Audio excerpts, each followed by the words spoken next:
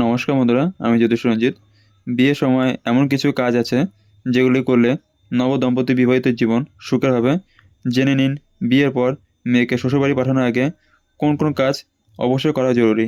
বিয়ের পর মেয়েদের জীবন পুরোপুরি পাল্টে যায়। স্বামী শ্বশুরবাড়িকে নিয়ে ব্যস্ত হয়ে পড়েন তারা। তবে শ্বশুরবাড়িতে তাদের জীবন কেমন কাটবে তা আগে ভাগে কেউ জানতে পারে না। অনেক মেয়ে শ্বশুরবাড়িতে গিয়ে সুখ ও ভালোবাসার ছায়ায় সংসার করতে পারেন। তবে অনেকের কপালে জোটে দুঃখ ও কষ্ট।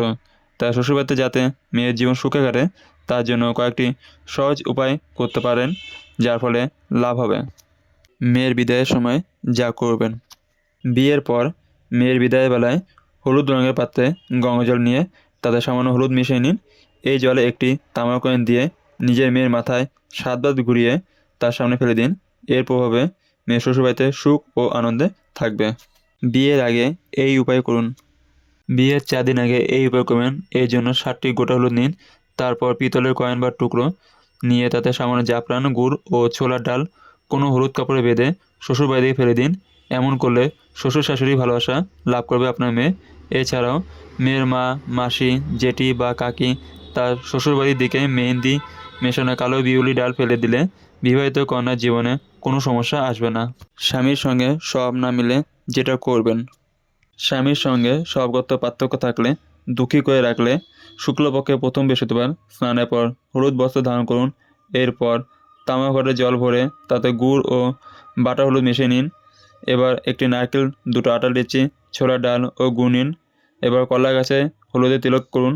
তারপর কলা গাছের শিকড় ঘটে করে নিয়ে আসা জল নিন ও ধূপকাঠি দেখা আটা, লিচি, ছোলার ডাল ও গুড় গরুকে খাইয়ে দিন। বাড়ির কোনো শুদ্ধ স্থানে নারকেল রাখবেন। শারীরিক অক্ষমতার কারণে দাম্পত্য সুখ থেকে বঞ্চিত হয়ে গেলে কী করবেন? যে কোনো মঙ্গলবার হিং মেশানো জল দিয়ে গোটা পাতিলেবু ধুয়ে নিন। এরপর এতে 1 জোড়া লবঙ্গ গেঁথে দিন। এবার এই লেবুর সঙ্গে সামান্য হিং নিয়ে লাল কাপড়ে বেঁধে নিজের জীবনসঙ্গীর মাথায় দিয়ে 21 বার ঘুরিয়ে নিন। এবার এটিকে নারকেলের সঙ্গে কোনো জলে প্রবাহিত করে দিতে হবে। তারপর পিছন ফিরে তাকাবেন না। বাড়িতে প্রবেশ করার আগে হাত পা ধুয়ে নেবেন। জীবনসঙ্গীর শারীরিক রোগ থাকলে তাও এই উপায় দূর হয়ে যাবে। আর্থিক পরিস্থিতি উন্নতি করার জন্য যেটা করবেন। আর্থিক অনটনের কারণে দাম্পত্য কলহ লেগে থাকলে সোমবার অশোক গাছের 9টি পাতা একটি গুচ্ছ বানিয়ে নিন। এভাবে 21টি গুচ্ছ দিয়ে একটি তোরণ বানান এবং প্রধান প্রবেশদ্বারে টাঙিয়ে দিন। পরের সোমবার পুরনো তোরণ সরিয়ে নতুন তোরণ লাগাবেন।